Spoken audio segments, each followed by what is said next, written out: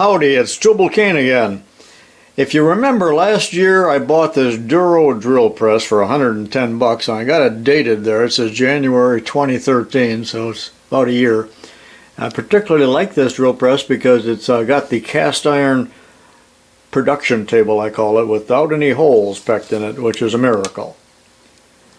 But when I got it, and it runs fine, but somebody had cheated on me and put an old washing machine motor on there. It's all cobbled up and with a angle iron frame and so on, and it works well enough, but I don't like it, and the bearings aren't good on this motor. It's kind of noisy. So my whole idea is here, I'm going to change motors, which I mentioned in a previous video, but while I'm at it, I'm going to take my first crack at installing a variable frequency drive. I do not like the belt system on this. There are actually, under the cover here, there is an idler pulley in the middle here, so there are two belts on this, and I might eliminate that also and just go with one belt since I will have the variable speed. So we're going to see how that works, and I already ordered the variable frequency drive and will unbox that here presently. This is a three-phase General Electric motor, and I took it off the base already, but this came on another machine that I bought some time ago. I don't know how many horsepower it is. That label is missing, but I assume that it's at least a half horsepower. I certainly hope so. It's got a 5/8 shaft on it, although it's badly chewed up. And look, someone had wired this thing with, really was an extension cord. That wasn't me. I'd be ashamed. So I got to do some wiring on that, and I'd like to get this whole thing hooked up and running on the bench here before I attempt to mount it to the drill press. And there's the variable frequency drive, fresh out of the mailbox. Okay, let's get this thing unboxed.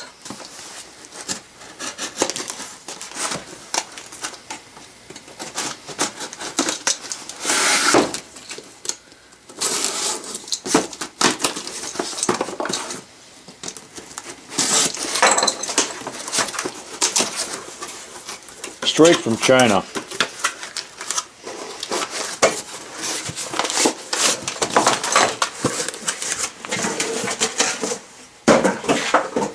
Here's the instruction manual, and here's another manual. This is a Teco. I don't like that Chinese writing on there one bit. Oh boy. That's a lot of reading. But there are many of these available. And this particular one I bought so that I could plug it in directly to 110 volt rather than 220. And it will handle up to, I believe this is a 3/4 horsepower. I need to look that up, because it was several weeks since I actually placed the order. And so it'll be 110 volt, but it will convert the power to three-phase 220.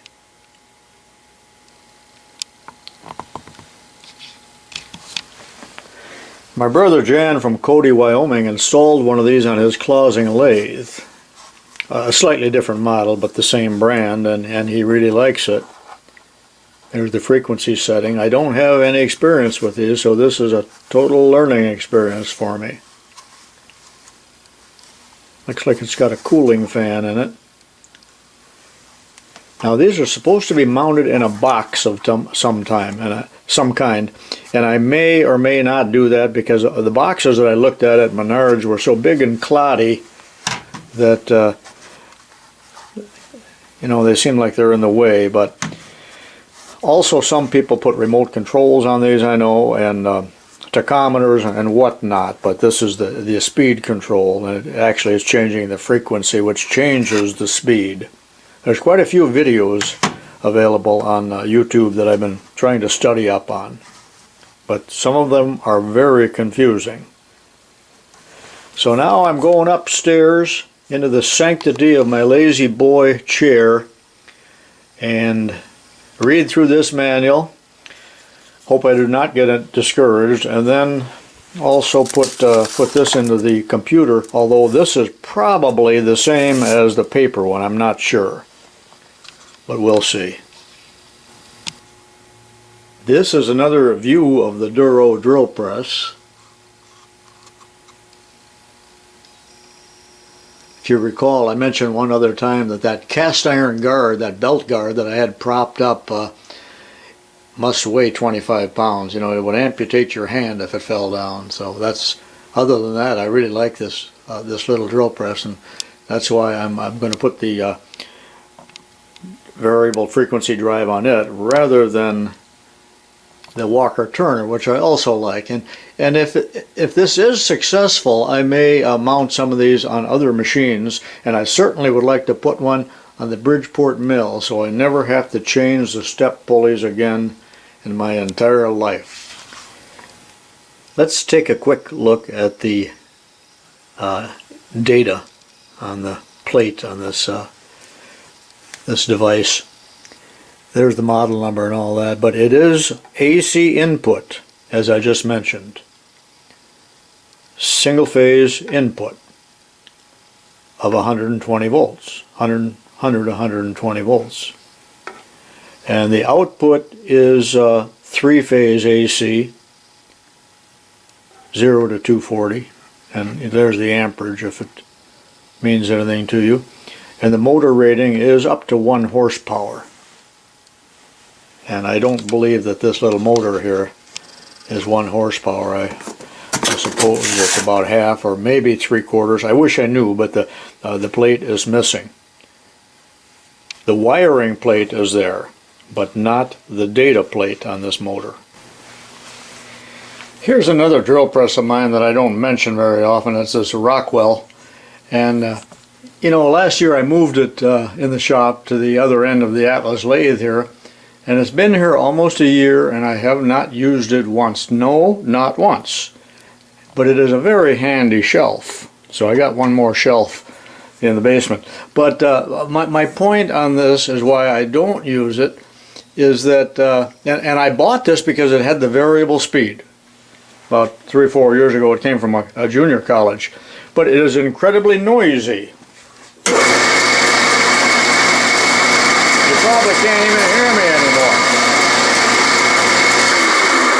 I am serious when I say you could almost need to wear earplugs just because of the drive, the variable drive up there, which of course is pulleys, like a snowmobile or a gator, and all of those things are noisier than heck.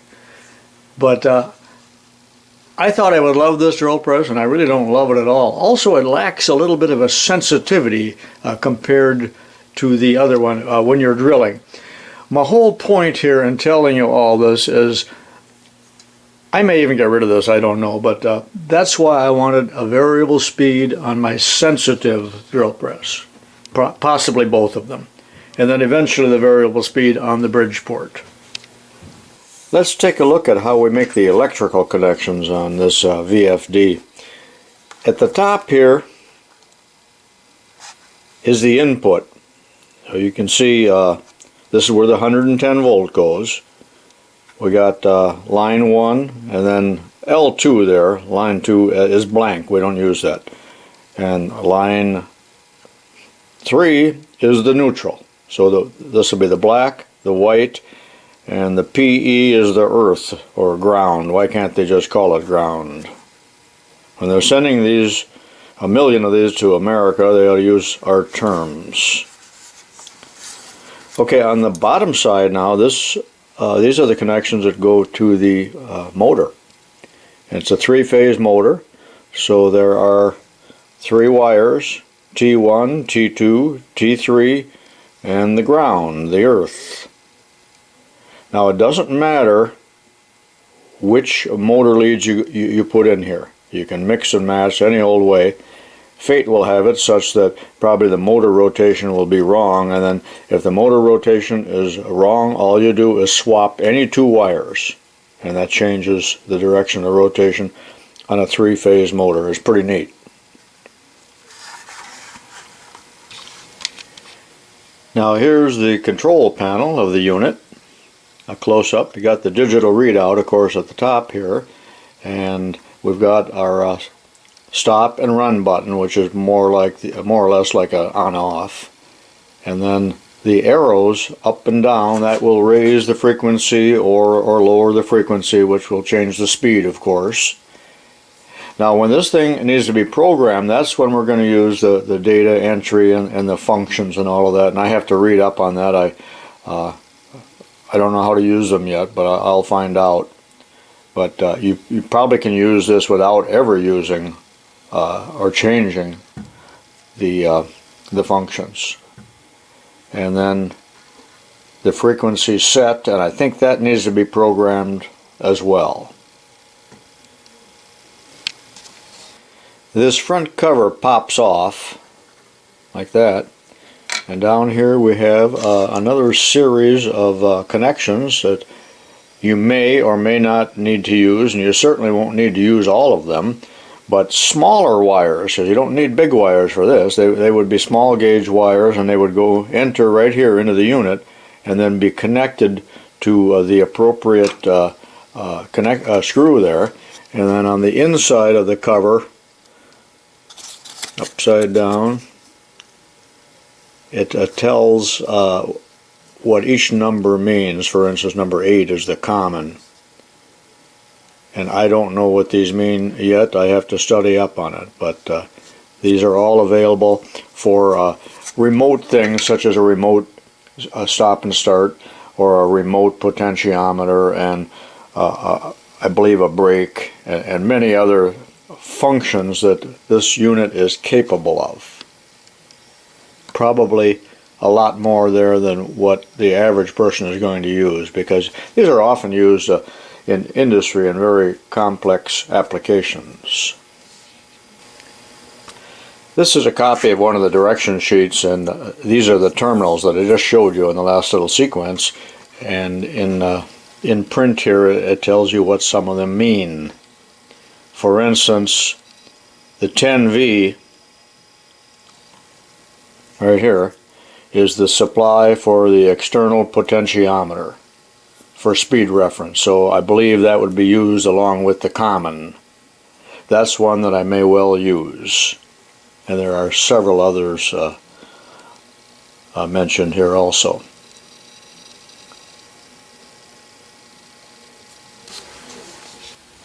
"10 minutes have elapsed, and I've got a power cord, number 14 wire, and we got the green into the earth. We got the black into L1, and the white neutral into L3, and remember L2 is blank, there's nothing there. Now on the other end here are the wires that go to the motor. Green is in the ground, and then T1, T2, and T3 do not matter how you put them in there, what colors. Now if the motor runs backwards, the wrong way for you that is, swap any two of them on 3-phase. That's been true since Tesla was around. So it's easy to change the rotation. And over here at the motor itself, I took the old yellow wire that some non-electrician put in there, and I've got T1, T2, T3, 1, 2, 3, and then the ground goes over here to the frame. That's open. Remember, this is all temporary.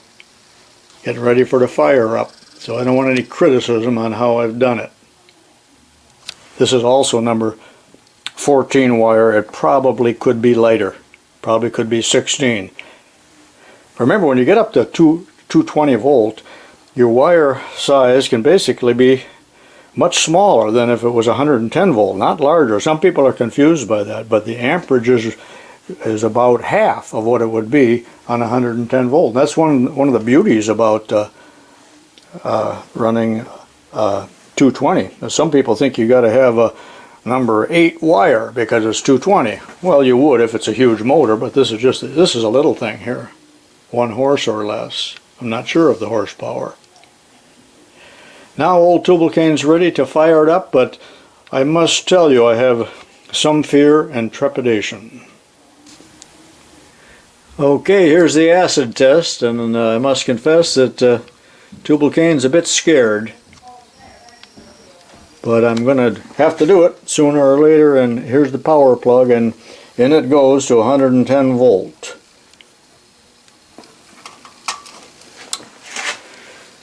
And according to the directions, the first thing should be the voltage, and it showed 110, and now it's blinking on 5, which I believe is 5 cycles per second instead of 60. Remember, this is we have 60 cycles here in the United States, so it's now at 5 cycles, and I'm going to start the motor by hitting the run button. And there goes the motor. I'm trying to get both in the picture here. Now I can speed it up with the up arrow. Get my fat finger in there, trying to get my fingers out of the way.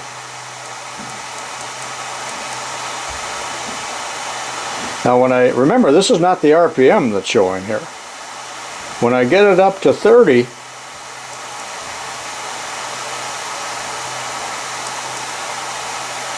let me get around 30 or thereabouts, or about 30. That's 30 cycles per second, so the motor should be at half speed. So if it's a 1700 RPM motor, which most of them are, that's I believe 4-pole, then this would be half speed, which is about 850 RPM or something like that. Now I'm going to hold the button down and take her up to full speed, which will be 60. I hope to hook a potentiometer up to this so I can just dial this in, and I'm not sure about this little dial right here yet, just what that does, and all of the programming, because now that I know it works and I am happy, I'm going to read a little bit more about all of the other functions which have to be programmed into it, with data entry and all of that. Now if I want to stop the motor at this time, I understand you're not supposed to unplug them. So I will push stop. And it's, I guess, what they call ramping down. Now we can program the speed at which the motor slows down, I believe, on this model. I know some models do. How fast it comes up to speed and how fast it slows down. I don't necessarily want it to stop real fast. Also, you're going to have a brake on these, but to me a brake can do a lot of damage. It can spin a chuck off of a lathe and things like that. So anyway, I think this is a normal state for that to be blinking at all times, and be back with you later today or tomorrow after I read up a little bit, and then I am ready to start mounting this on the drill press. Now a hammer and chisel mechanic, as I call him, of course, has been at work on this shaft over the years. You know, he didn't have a key in there or something, and the set screw spun around and badly scored up the shaft, so I have to clean that. I was even thinking about taking the rotor out of this motor and turning this down to 1/2 inch diameter, but I need a 5/8. This is 5/8. I need a 5/8 if I'm to use the same pulley on the drill press.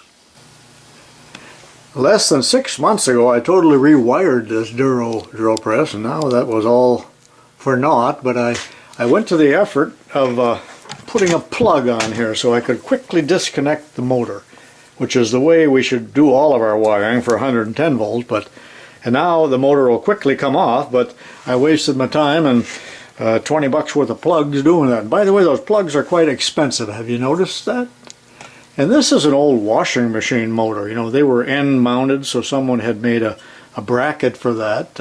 Actually not a bad job, but the motor, my point being, the motor was probably worn out. The machine, you know, when the washing machine was thrown away or had done a lot of diapers, put it that way. So this motor is noisy, and I think the bearings aren't very good, so it's going to be repurposed. You know, I just hate that word, repurposed, you know. A lot of words like that bug me, probably because the government used them, I suppose. But off comes the motor, the belt first, and this is a 5/8 shaft. So I will, I think, reuse the step pulleys, but in a way they aren't necessary anymore that I have this variable speed device. But you know, we got two belts here. I'm not sure that all of this is necessary, but I'm going to go ahead and hook it up using these pulleys, and if they prove to be noisy or whatever, this is power robbing too, you know. When you got two belts and all of that, it's power robbing.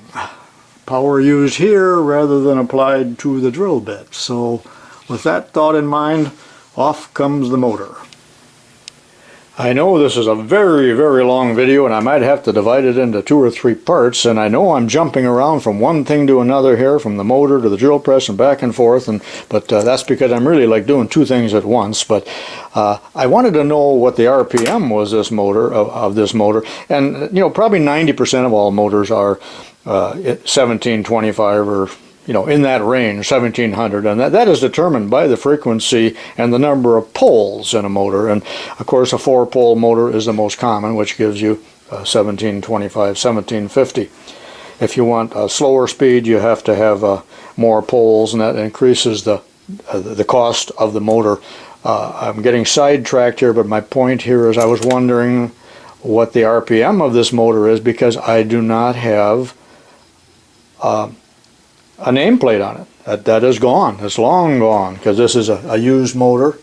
And so what I did is to use my speed counter, my Starrett speed counter, and check that, and yes, it is around 1700 RPM. So I know now that this is a 3-phase motor, 1725, and 5/8 shaft, and you know, it's just everything that I need. There weren't any surprises when I started this motor up, so I'm glad of that. And now back to taking that other motor off.